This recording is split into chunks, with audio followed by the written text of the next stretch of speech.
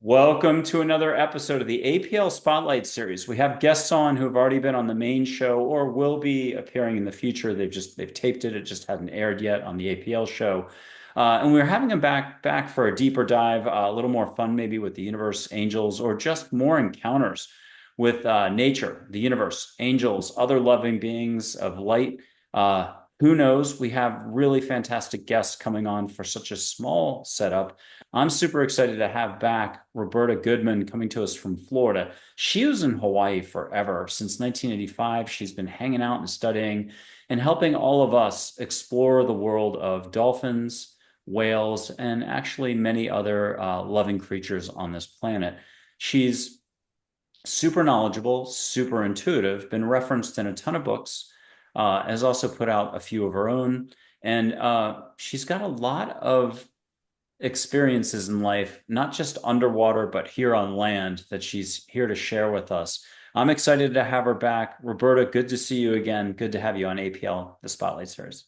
Oh, thank you. Good seeing you again, Michael, and lovely being on your show again. Thanks so I much. I can't wait for people to see your 2025 episode when it comes out on the APL show with your origin story, some of your experiences with dolphins, both in the water and in general in terms of research, or how you just got exposed to the unique life path that you're on. But what's something new you can share with us today, a part of the journey that will forever capture your heart? My first wild dolphin swim in Hawaii. How's that? Um, it was at a black sand beach, a nude beach by chance. I was probably only topless though. And I went swimming out in a little bit rough water. And I couldn't find the dolphins. And I was wondering if I should turn back to shore. I was getting pretty far out. And two dolphins came and met me and then turned around and brought me into the pod. So the pod of maybe 25, 30 dolphins were swimming at the surface. I followed them and realized we were going round and round in a circle. And as we went around, they weren't even kicking their tails. And so I stopped kicking my fins. And still we continued going round and round, me right above them. And they came up and took breaths around me and then started soaring downwards, downwards. And I thought, I looked up to get my bearings and I looked back down again and they were all backwards. They were the opposite direction from me, still continuing around the same way I was going. So they were going tail first through the water, round and round. I couldn't believe it. So I turned around, and now I too am in this vortex going backwards, fin first through the water above the dolphins and laughing so hard. And they just went down, down, down, down and disappeared. So inside this vortex, it was calm, beautiful. When they disappeared and they didn't come up for over 2 minutes, and usually they come up every few minutes, I decided to head back to shore. And as I went through kind of the wall of this vortex, it was like a gale was out there. The wind was blowing, the waves were white caps. And going back to shore, I was so happy to be back on the sand after that wild ride, getting back to shore. Looking back, I saw the dolphins come up again in the same place, but that was a really incredible thing to experience with the wild dolphins, spinner dolphins of Hawaii. Cool. Can you talk to us about the sacredness of dolphins?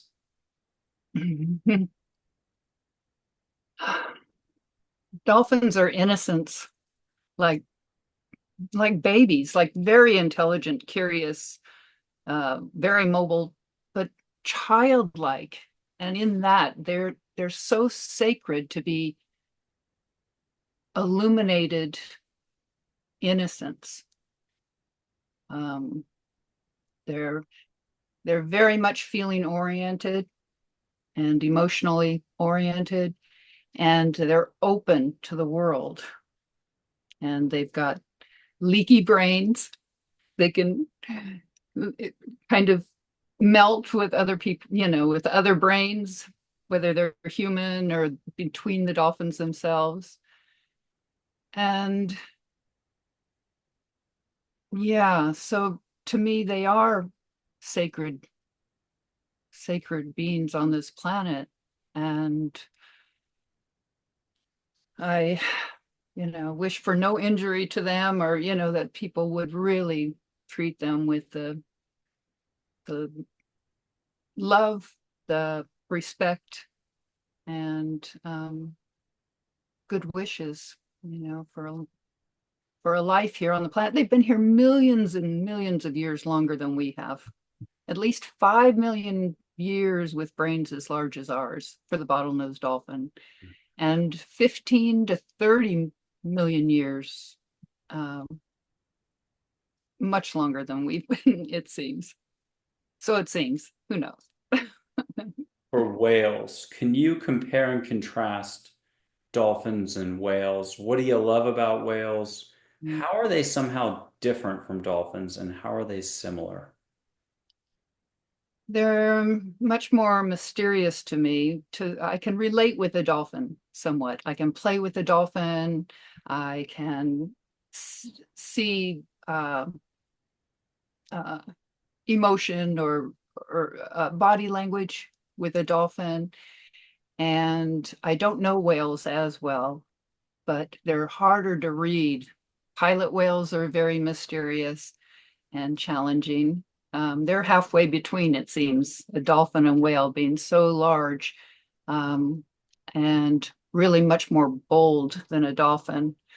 But whales, uh, when we're with a mom whale with the baby, and the mom just lays down and the baby comes up and plays with us, the baby has someone in our group had fear, and the baby said, my mom is safety to me. My mom trusts you and is totally open to you being with me.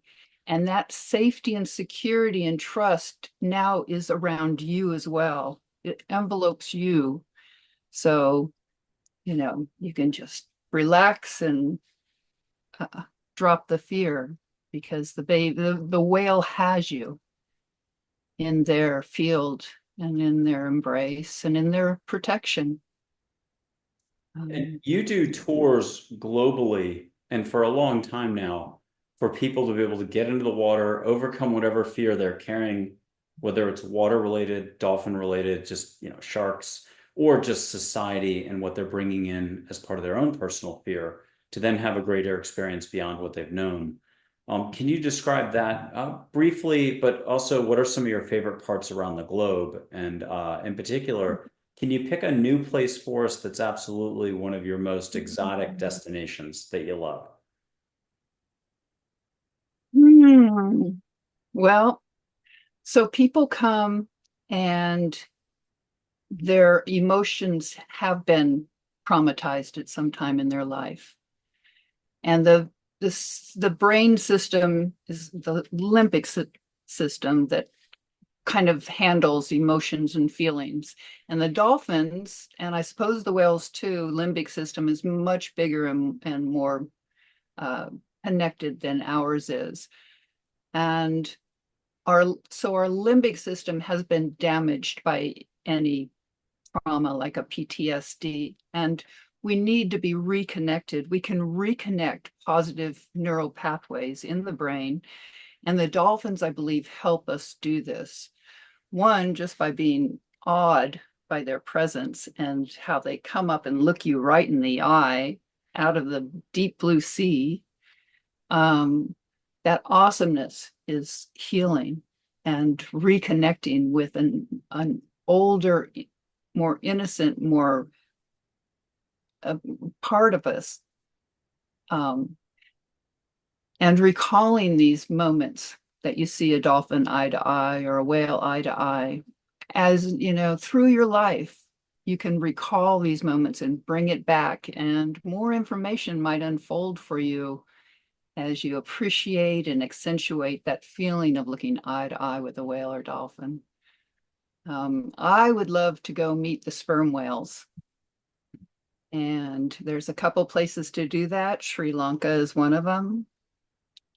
And I would love to bring a group to go experience the extraordinary clicking language of the great sperm whales, the biggest tooth animal, creature, animal being on the earth, the biggest one with teeth. The blue whale is the biggest otherwise that's ever been. Can you describe when you take a group for swimming with dolphins in the wild, can you describe not them acclimating to the water or all the preparation that goes in ahead of time or getting there to the destination? And again, the pep talking and the other exercises to breathe, relax, let go. Can you describe the moment when the first pod comes up, the interaction? Just pick a couple people from a sample group in the past. Maybe it's young kids because they'll get it right away. Maybe it's someone young at heart. Can you describe that interaction and how 1 + 1 = 11 when that happens? Mm.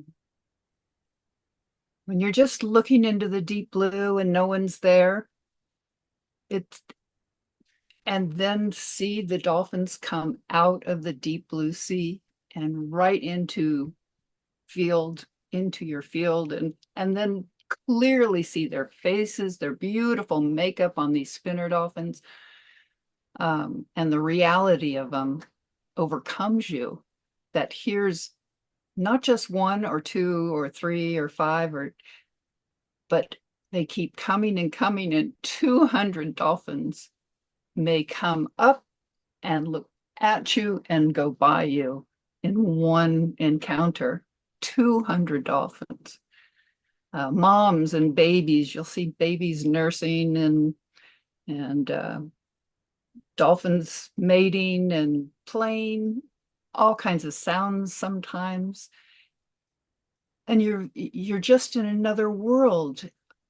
When they go by, you seem full. You seem like, oh my gosh, that was the most wonderful thing. I'm now full of dolphins. I can take this home with me. But it doesn't take long before you're like jonesing for some more dolphins.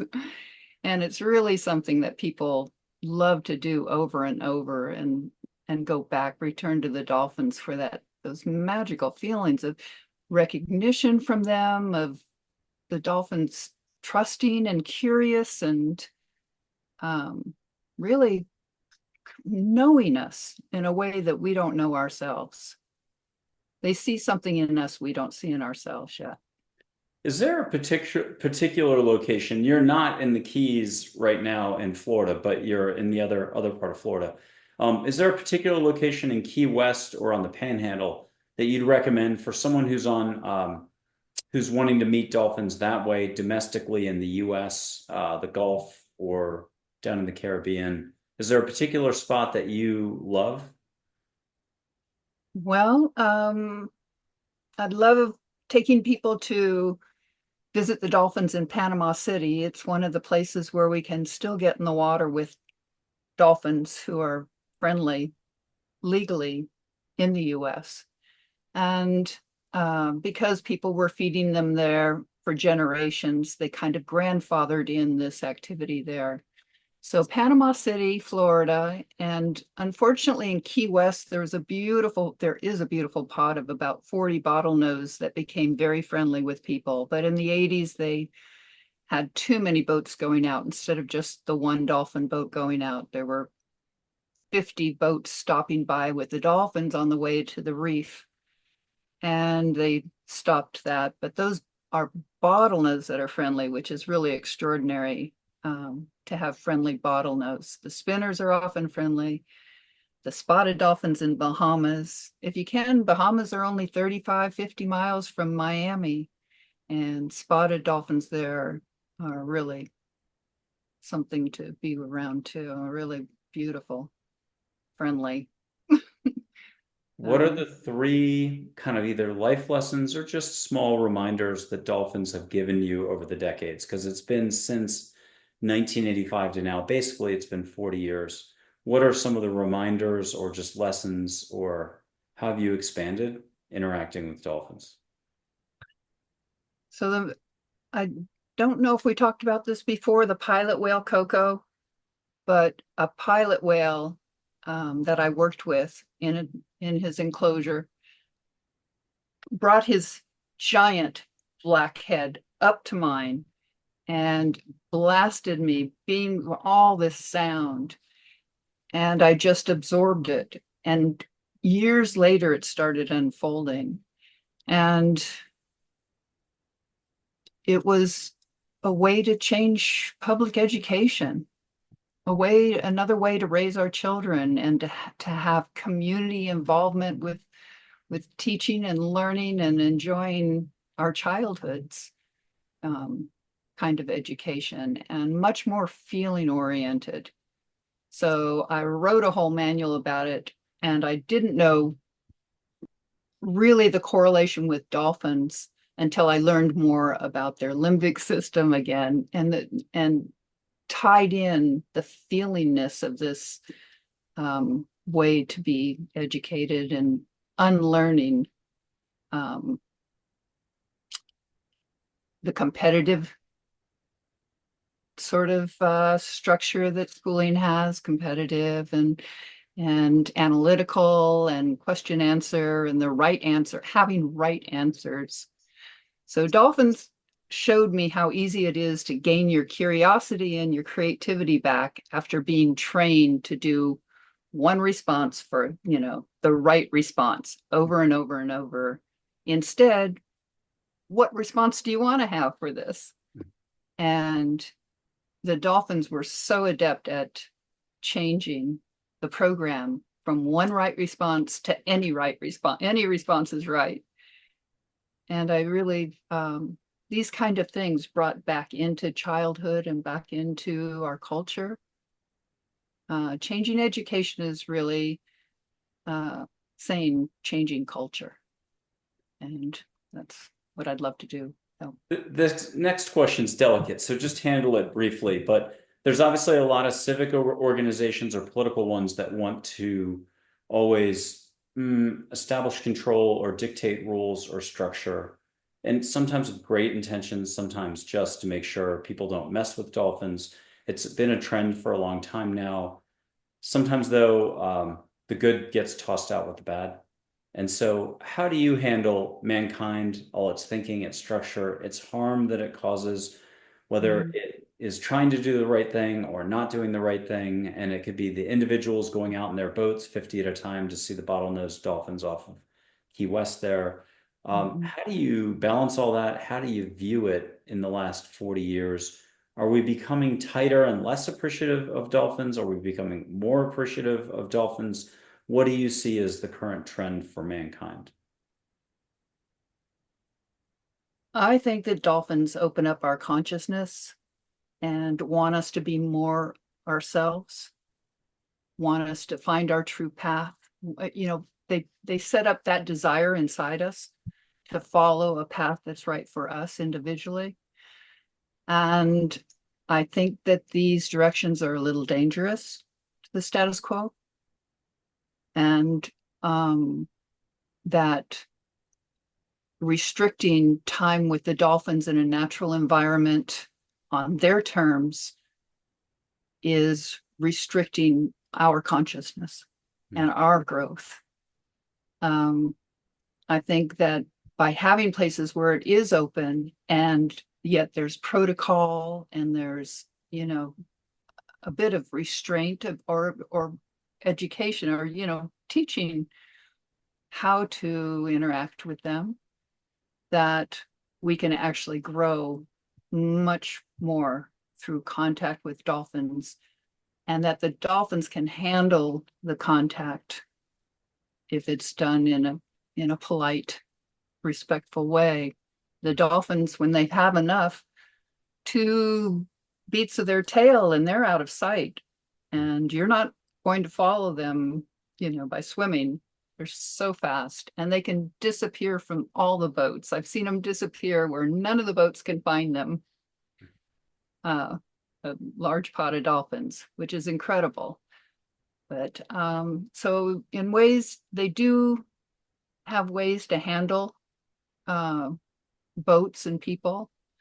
And I think that the people making the rules should be immersed in what's going on before making rules in any case, and local should be involved in what's going on locally, instead of coming from higher up. So by going out on a boat and seeing what happens, and it's rather peaceful in the water as the dolphins go under, even 50 people, or 6 people, 50 people, when the dolphins go under and the people just watch them go by and they're thrilled. This is a lifetime experience, and something that 60% of the people that come to Hawaii want to do. They want to swim with dolphins. And it doesn't have to be in facilities. It could be in the wild. So the last question on this, and I think we've handled it very gently, in the desire to do right and wrong and to control outcomes, are there different organizations out there that in effect are missing the bigger picture, missing the opportunity for mankind to learn more from dolphins? You don't have to have 5 PhDs and do it in a captive tank somewhere, which is cruel to the dolphin. There's a way to strike some sort of a better balance that existed previously in a greater way. Today, it's much more narrow. Is that sort of what we're looking at today with some of the legislation that's out there? Yeah, my fondest wish is to just look at bringing dolphins back into the wild, not necessarily letting them go entirely, but going through a process of awakening again their curiosity, their realness, their authentic dolphinness, still in a protected human care conditions, but other way, yeah, I think there's other ways that we can treat dolphins, both in facilities and with opportunities to perhaps take a little walk in the sea. And there's other ways that we can work with the wild dolphins so that we can get that privilege returned to us of meeting dolphins in the wild. And yeah, there, mhm. There's got to be time that we have free time, not just controlled time with dolphins. I was fortunate to have hours and hours and days and years of free time with the dolphins.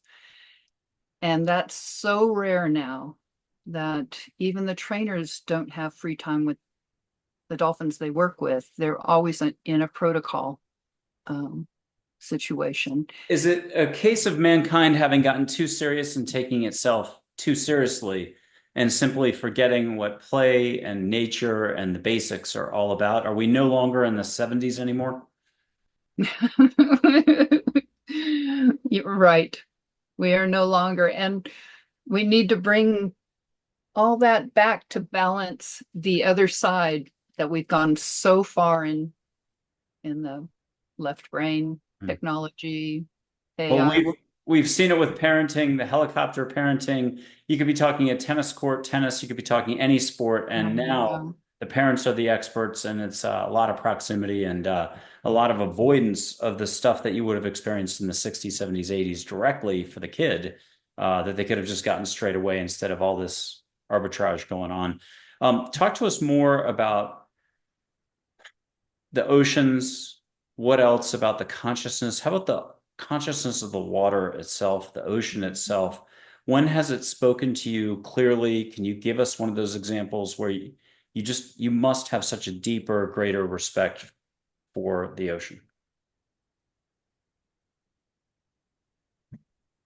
It's it certainly represents our oneness with all life forms, and the entire planet, in its ability to of memory and to hold images of their environment, of what's around them, of our thoughts, of human type things. They somehow are the ocean somehow gets us. Can you give us a specific example? Were you diving? Were you free swimming?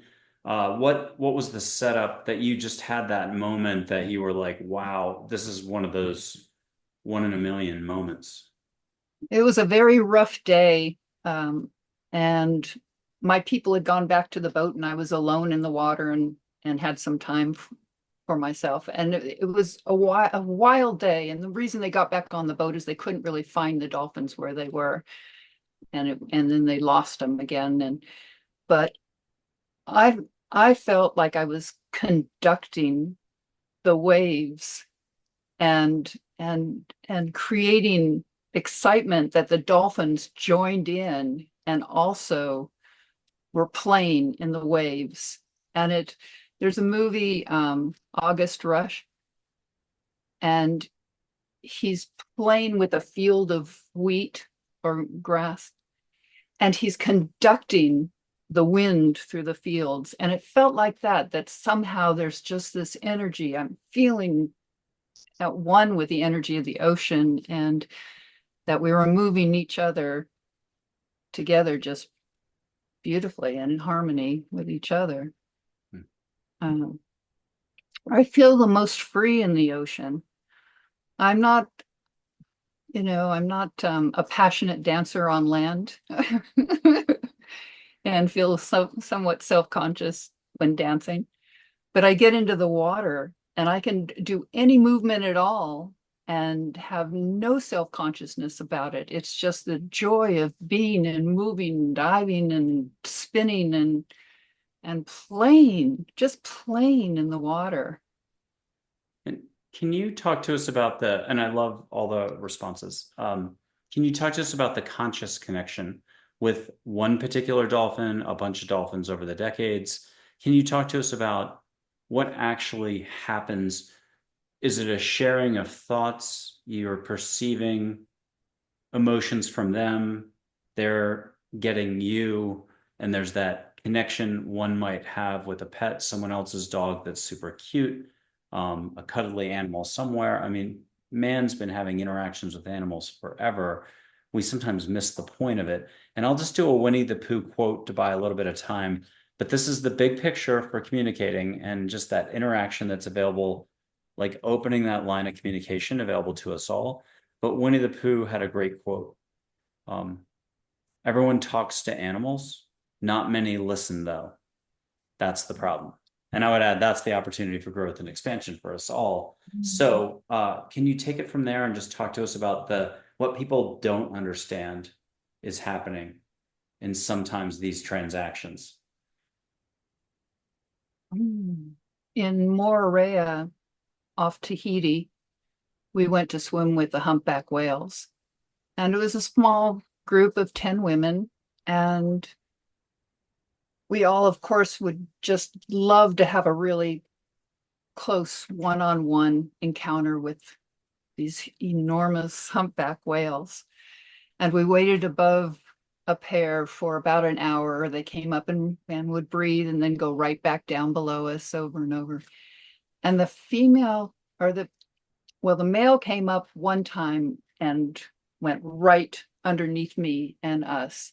And then the next time they came up to breathe, the female came over and turned upside down underneath us. And she was right at the surface, but we were just above her even. So just a foot apart.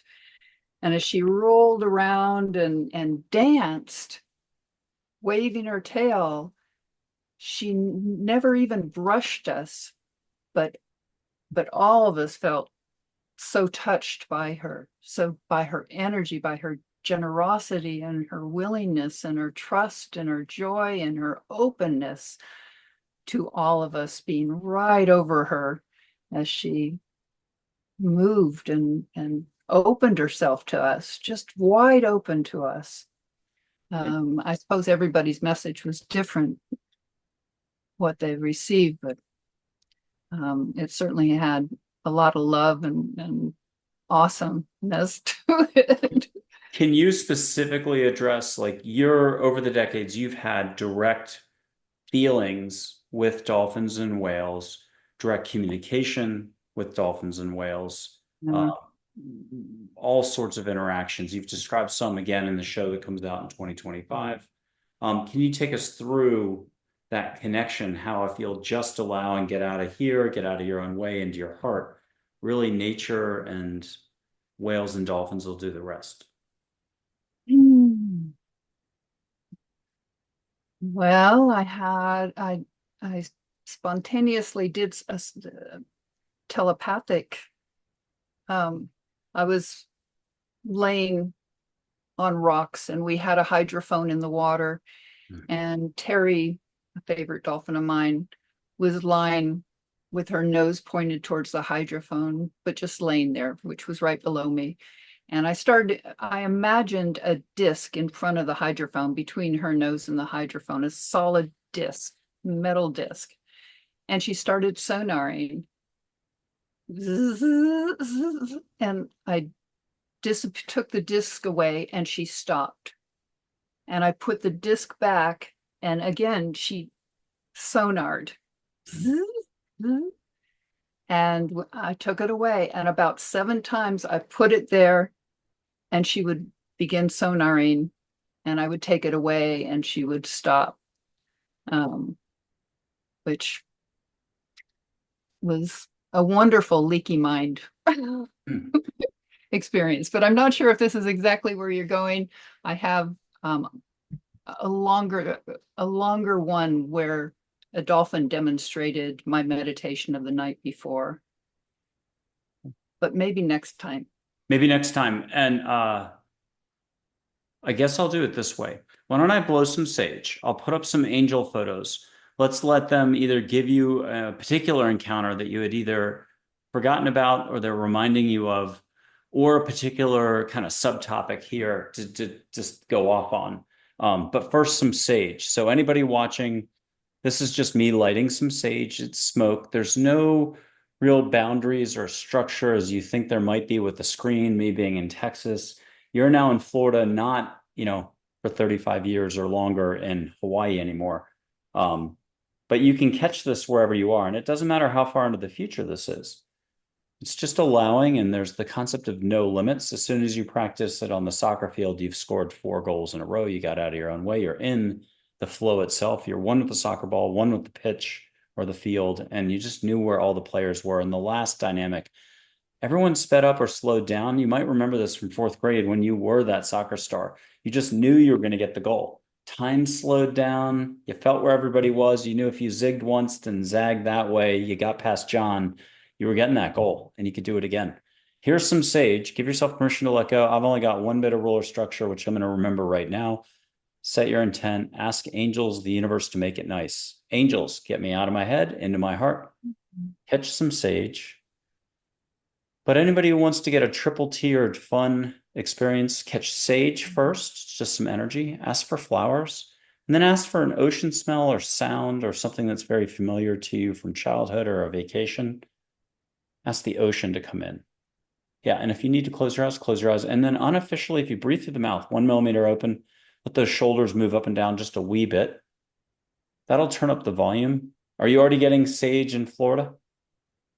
Okay. And are you getting I got any flowers? roses. Yes. And then And I what got ocean effect did you get? And the seagrass in the wild fields of Hawaii has a special scent that comes That from my childhood. that's a first, and I love it. That's very unique, and I hope we can bookmark this somehow out of the 400 hours of taping. I hope we get to go back and reclaim this moment and bookmark it. That was really cool.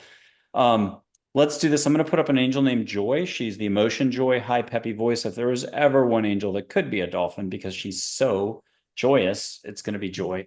Here she is. If you want to hear her squeak like a dolphin so you burst out laughing, why not? She's got no limits, nor do you. Did you get that? Okay, have her just point out one little notion that would be great for the audience to hear about. She knows this stuff backwards, so do you. And what's the reminder for us all that she's pushing your way? Put your heart in your brain. Put your heart into your brain. And dolphins are living it. Mhm. Okay, here's Charlotte. What's Charlotte have as a reminder for us all?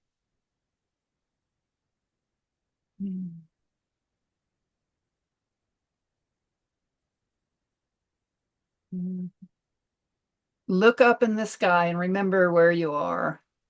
Look up in the sky. And what's Charlotte say about dolphin consciousness? Mm. So huge, so intertwined, uh, evocative of who we are. And let's have you talk about that. What did you know in the 80s that changed in the 90s that then changed in the 2000s? And how has it ebbed and flowed or evolved for you? Were you still limiting at the beginning a little bit? You weren't wanting to let go of what you thought you knew? Were you sticking more to the science? You didn't have the PhD. You were worried about that stuff. Um, I know science is awfully important, but it seems like humans do so much thinking that that form of density, because thinking most of it's fear-based or it's judging in a way that precludes possibility or it's knowing in a way that precludes possibility that doesn't really align with the universe or what's really happening in reality. And so we limit and we end up getting caught up here. And it's a density that we can't really escape too often. When we do, we're in our heart, we're love. And so mankind's propensity for density is only eclipsed by its ability to love and be one with all the second we want to kind of get going with living a little more and loving a little more and really being part of our fabric of the universe. Talk to us about this whole, it's been a big journey for you intellectually, physically, and in your heart. Can you take us through some of the shifts that took place? Mm. Well, I went to dolphins believing they were my masters. Like a yogi, they could appear in two places at once if they wanted to, but they could certainly read my mind. They could, um, yeah, they were my masters, very conscious of oneness. And Uh, teachers as a word would work just as fine, or professors. yeah, Okay. yeah. So I went to them as my teachers and asked them to be my teachers, but I had no idea what that would mean in my life. Um, and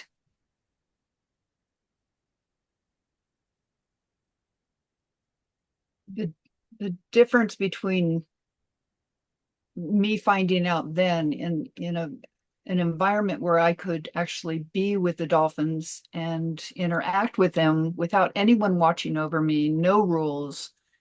And now, where the world is sewn up, the dolphins are sewn up, whether it's from the insurance company or just trainer protocols or what.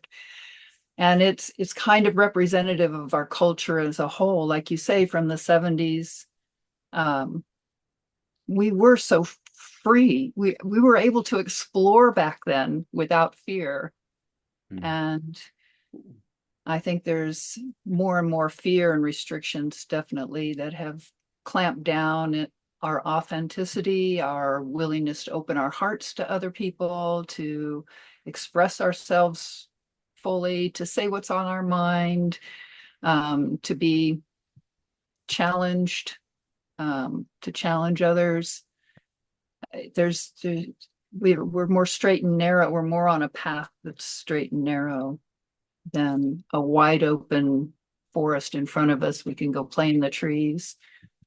Uh, It's rough a house. little bit of better not, and the fear-based stuff is all the structure and desire to control outcomes. I get it. But what's really cool is we now have unlimited room for growth, sort of like a college kid is in the basement, just graduated from college, never held a job.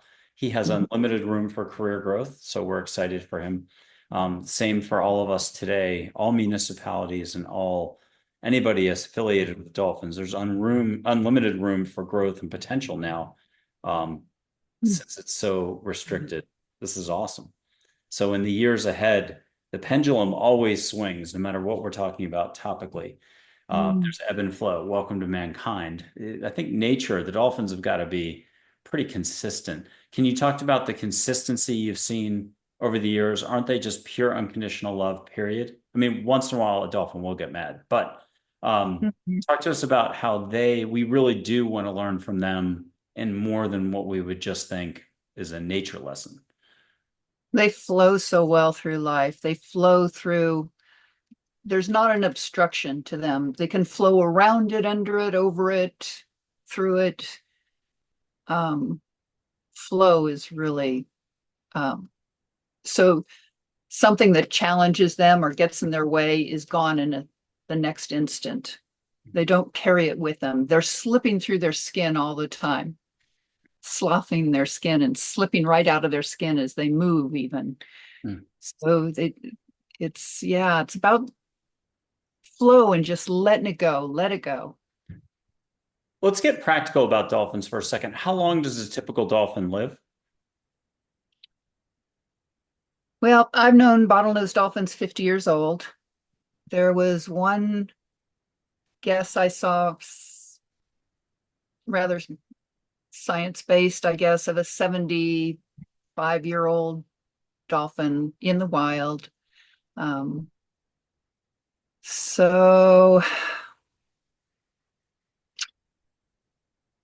bowhead whales lived to 250 years old at least.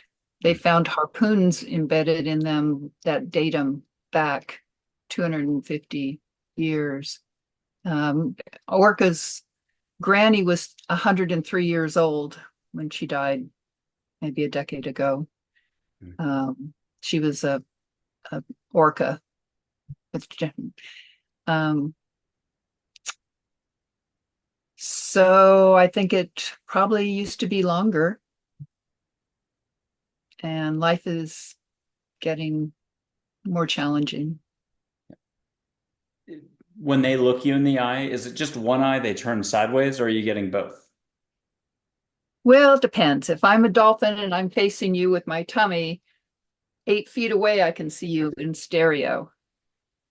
Um, but otherwise, it's pretty much one eye at a time.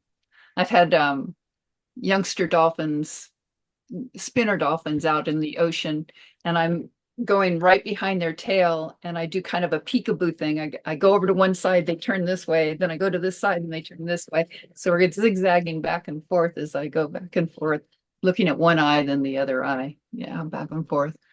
Um, when they sleep, they usually close one of their eyes, but it's difficult to see what's going on with the dolphin so that, tests were done. Like John Lilly put him in a plexiglass box and had two observers while measuring brain waves, see which eye is closed, and they could see it was hemispheric. That's where sleeping one hemisphere of the brain at a time came from, his studies.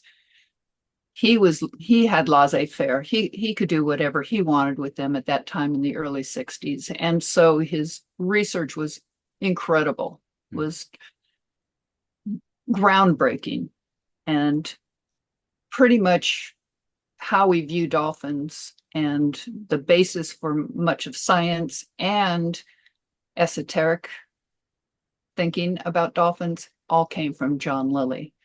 He noticed they were telepathic and talked about that even. He's heard them speak in English. I have a recording where they say my name. Hmm. I'd love to be able to put that in without training, just spontaneously called my name as I went by.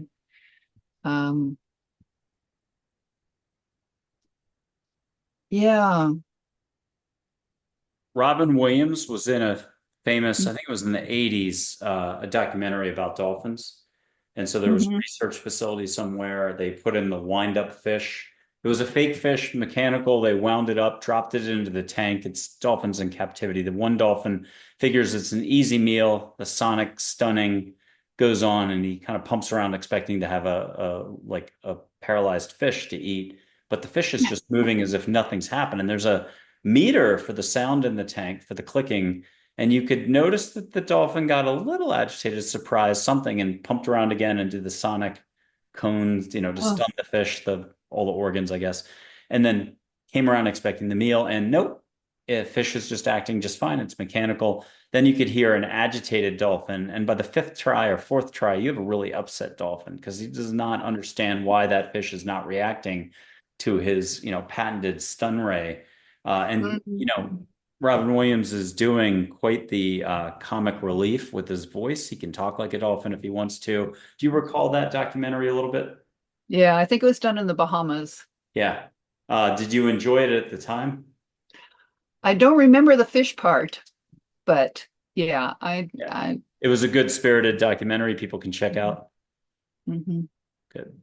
Um, what else do we need to know? I mean, is it really a function of where anybody watching is at? If you're in a big city working a job 100 hours a week and you haven't been in the ocean for 20 years swimming with wildlife, are we forgetting how almost celestial these animals are and how much further advanced they are in their consciousness and how relaxed they are to a point that they kind of put us to shame? I'm not trying to judge humans at all, but are they that far beyond humankind? They have a lot to teach us. They are, but it's the opposite direction of where we're headed, it seems. But There's we know better, don't we? It's Yeah. we're melding with them as well. So what Um, do you call this? If a human being wanted to pay attention more and use less words and less efforts through thinking and rule making and judging and structure, what do you call the opposite of that? Just being open. What's your description of people dropping into their heart and sort of experiencing nature full on? What do you call that?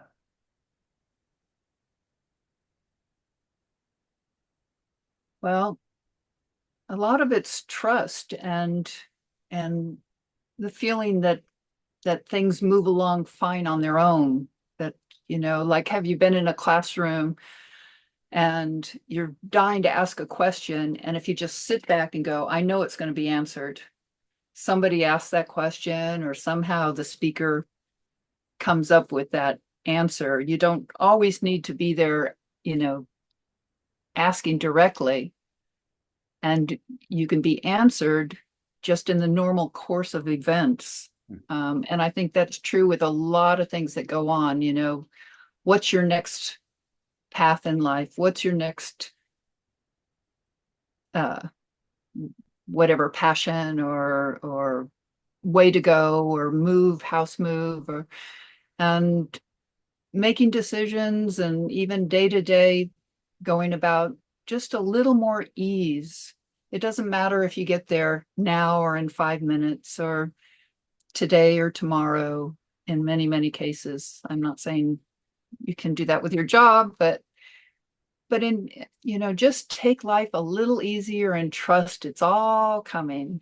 And it does take time, and you have a lot of time, and things that you wish were here tomorrow.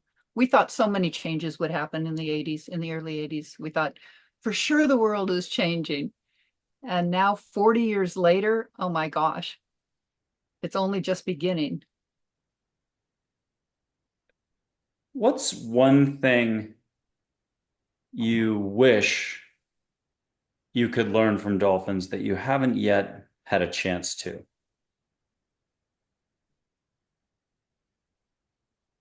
Well,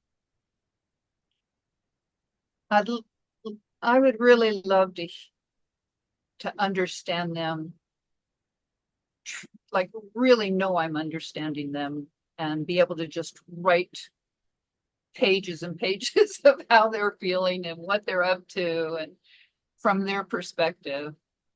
Um, I'm not, I'm not drawn to channeling, but I would really love to hear English in my head. Oh, well, that's what I'm looking for is a dolphin photo, and I finally found one. I had a bunch on my phone. I just couldn't find it in time. I'm gonna put up a dolphin photo in just a second, but if you don't mind hearing, I'll show you my light first. And so this will just be a black construction paper background. Anybody who wants to see their light against the blue sky, gray is okay, but blue skies are number one. And then a shut-off TV, a black sweatshirt. Dark color just tends to make your light pop. It's consciousness, it's the force, it's universal love, whatever you want to call it, millions of ways people have labeled it. You can see it on a person as an aura, dogs, dolphins, everything. Everything's got consciousness. Here's my light first. And just see what you can see, and ask Joy and Charlotte if you need extra help at home, folks, to come in, breathe through your mouth, to let go. It's your heart doing the Zen thing, seeing without seeing. It's just connecting to all there is. Your heart's already there. That's kind of what this is all Oh about. yeah, it's really violet blue. Okay, and ask Joy to come in and see some pink, or ask her to turn up your vision so that it gets brighter all of a sudden. But now ask, and you got something extra? Yeah. It's Hey, a rainbow of color from orange and green and blue, the violet. good. And then ask Dolphin Consciousness to come in, specifically like Rosie and Joe, your two of your favorite dolphins out there. Ask a lot of dolphins to come in and add to it. Breathe through the mouth at home, folks. You can put a hand out if you want and feel it through your hand. If you're shy about this, you can close your eyes and do it, but ask dolphin energy to come in and add something completely new to the mix. You might see a little dolphin, you might see a fish go by, you might see bubbles. Breathe through the mouth and let the shoulders go up and down to really get into your field. And I'm going to put my hands down and put away the blackboard. But keep doing what you're doing. And when you're ready, see light streaming between your hands, hand to hand. Let dolphins jack it for you. And that's just turning it up. I'll put up a dolphin photo, and here the dolphin or dolphins collectively just say something really cute. And if you don't mind sharing what you got really cute right now in English. Bubbles. Bubbles. So see bubbles between your hands, like a stream of bubbles, and let them really make bubbles for you.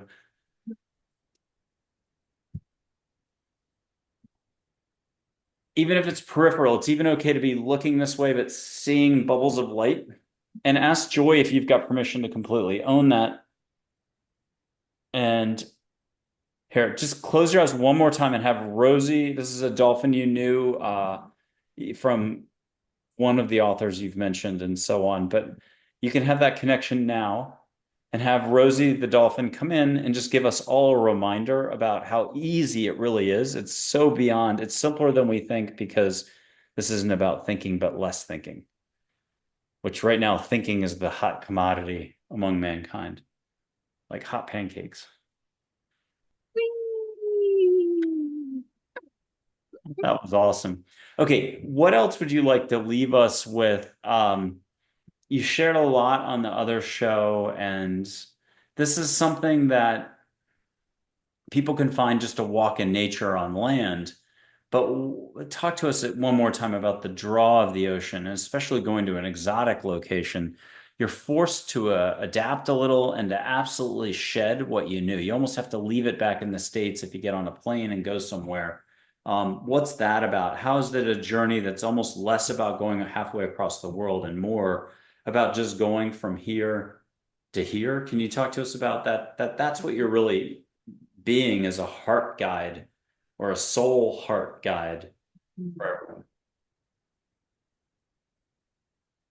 Yeah, it begins with the trust to sign up for something you've never experienced before and have some fear about or uncertainty and don't know what it'll be like. And yet you have so much romance for this, the ocean, the beach, the tropicalness, and you wish it would come true. You know, your heart just would love for the most romantic, perfect, beautiful tropical vacation ever. And the perfect days and the perfect temperature, waves, the ocean being so soft and welcoming, and seeing dolphins or whales up close and personal, looking at you eye to eye. So there's so much yearning that's inside you that wants to come true.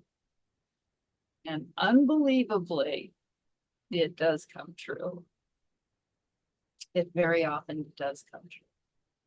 Well, this has been incredible. You've got this is coming out in November of 2024, this month.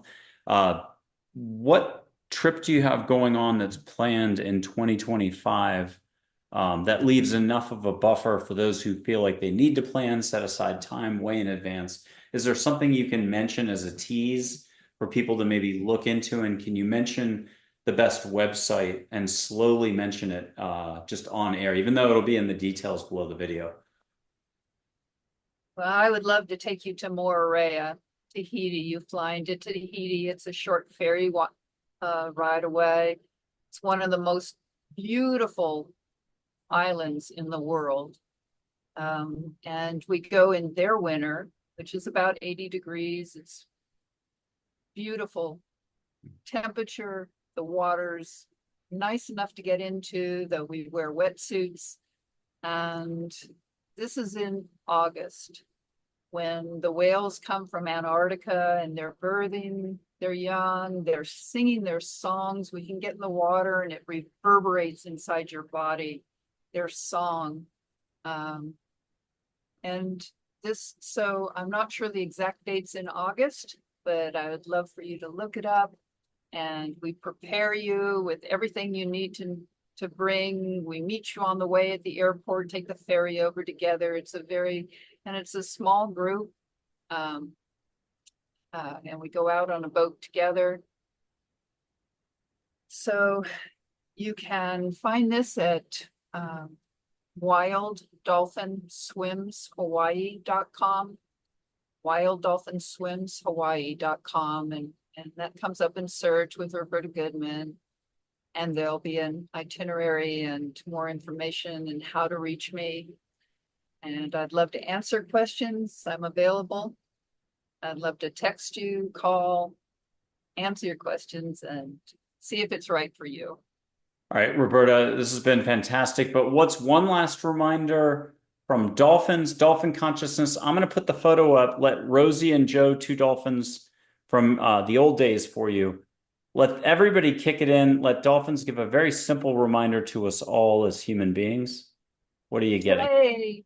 Play with your heart. Play.